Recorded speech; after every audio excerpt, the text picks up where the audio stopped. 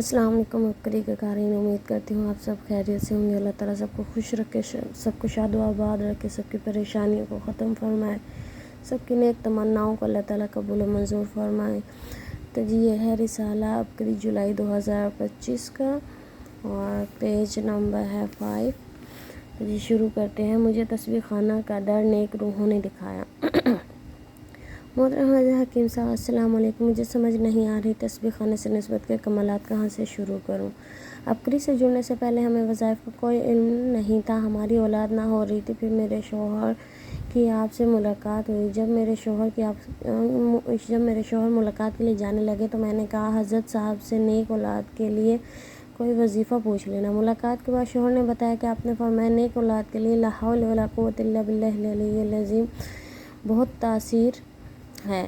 میں نے یہ وظیفہ سارا دن وضو بے وضو ہر حالت میں کھلا پڑھنا شروع کر دیا اور 1.25 لاکھ کا نصاب پورا کیا۔ اس وظیفے کا اثر یہ ہوا کہ اللہ پاک نے ہمیں ماشاءاللہ بہت خوبصورت بیٹی سے نوازا، جس پر میں نے رو کر اللہ پاک کا شکر ادا کیا۔ اس وظیفے کی برکت سے اللہ پاک نے ایسی نیک بیٹی کی پیدائش کی کہ 3 دن بعد میری ساس نے کہا بیٹا دعا کرو ہم جلدی سے اپنے گھر چلے جائیں۔ ماشاءاللہ میری بیٹی 3 دن کی تھی اور اس نے دعا کے لیے ہاتھ اٹھائے۔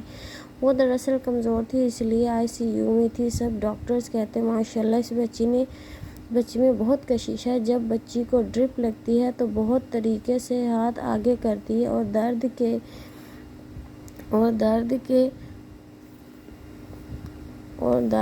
کی وجہ سے آنکھیں بند کر لیتی ہے اور روتی نہیں۔ ڈاکٹرز کہتے ہیں اتنی سی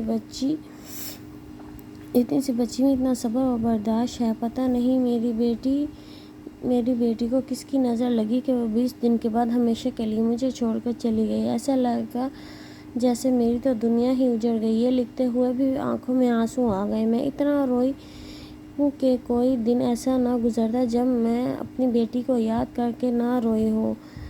اس حال میں روتے ہوئے کئی ماہ گزر گئے۔ پھر ایک دن مجھے آپ کی زیارت ہوئی ہے۔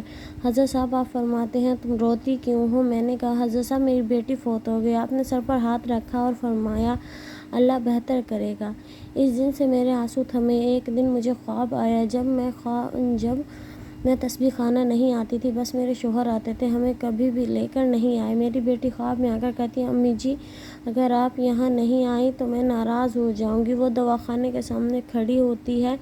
پھر میں نے اپنے شوہر کو بتایا تو اگلی جمعرات وہ مجھے لے کر آئے۔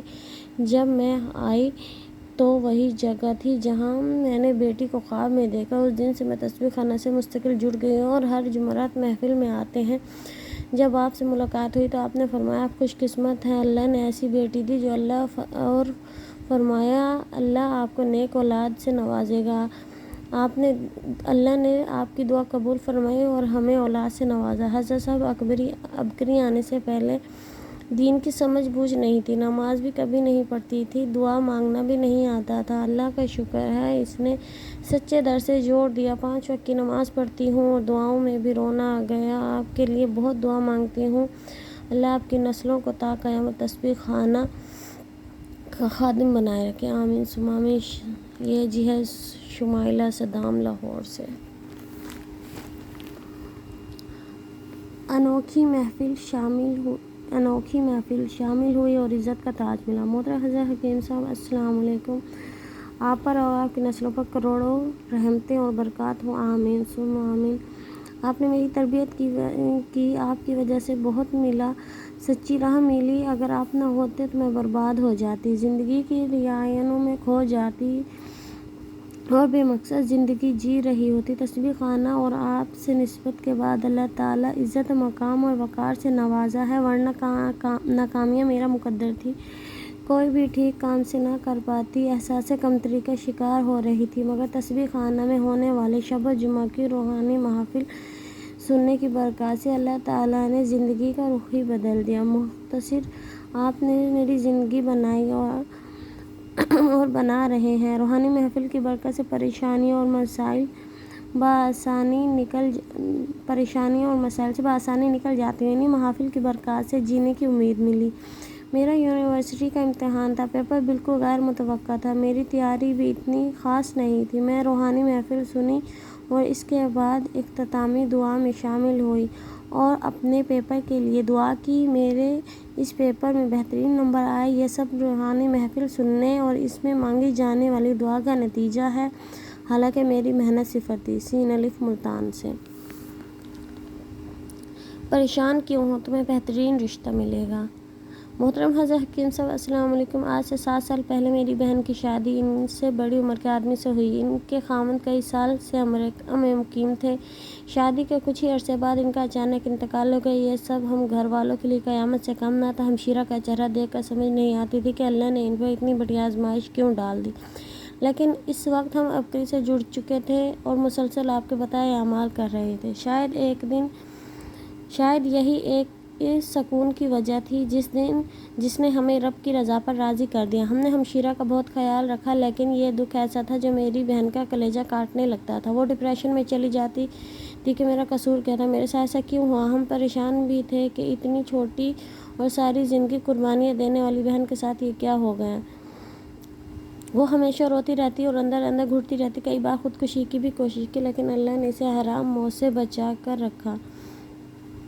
حضرت جی، یہ کوئی رحمت تھی کہ جو اس غم کے وقت میں آپ کا ساتھ نصیب ہوا اور ہمیں آپ سے کلینک پر ملاقات کے لیے ٹوکن بھی مل گیا۔ بہن سارا راستہ روتی ہوئی آئی تھی، لیکن اس ملاقات کے بعد ہمشیرہ کی زندگی کو ایک نیا رخ ملا۔ ہم اس کی دوسری شادی کے لیے کوشش کر رہے ہیں، لیکن بیوہ ہونے کی وجہ سے اس کے لیے جو رشتے آتے ہیں وہ 60 سال کی عمر سے زیادہ کے ہوتے ہیں۔ جب سے آپ سے ملاقات کے دوران یہ شکوہ کیا تو آپ نے میری بہن کو دعا دی کہ کیوں پریشان ہوتی ہو، دیکھنا تمہارے لیے۔ باقی جی یہ ہے پیج نمبر 95 پہ۔ چلتے ہیں پیج نمبر 95 پہ۔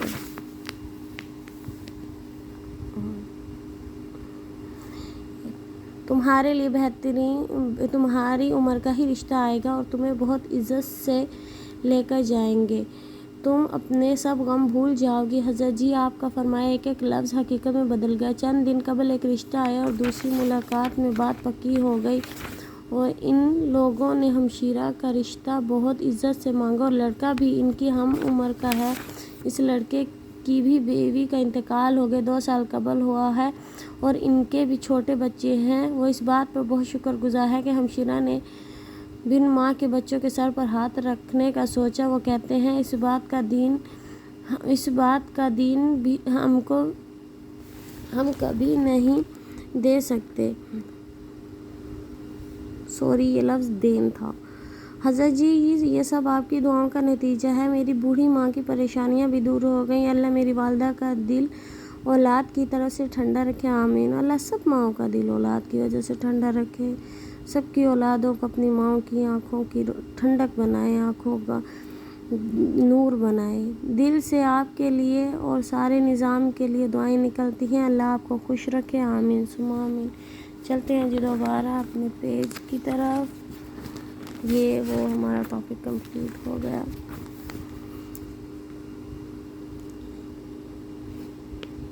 نسلوں کی کفالت، فتنوں سے حفاظت۔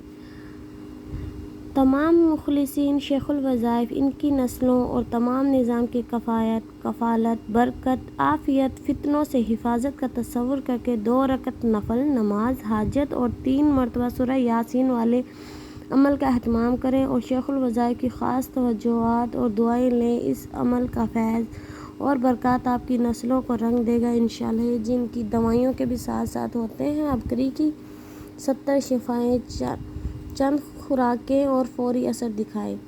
فوڈ الرجی، کمر درد، خون کی کمی، دل کے والوں کا بند ہونا، لنگڑی کا درد، منہ سے بدبو آنا، جسمانی و دماغی کمزوری، کھانسی، بلغم، دائمی نزلہ، زکام، چھینکیں، گلا کی خرابی، لو بلڈ پریشر، خاص طاقت سے محرومی، پرانا ٹائیفائڈ، ملیریا، جسم میں کسی بھی قسم کا انفیکشن اور نشہ آور چیزوں سے چھٹکارے کے لیے انتہائی کارآمد۔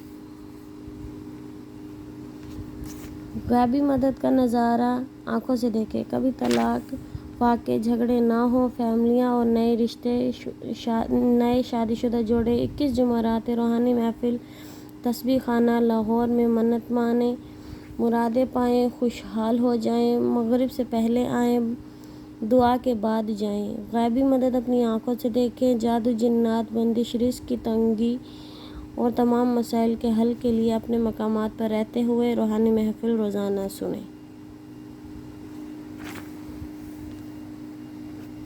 جی تو یہ پیج نمبر تھا 5 جو کہ میں نے آپ کو سنایا ہے۔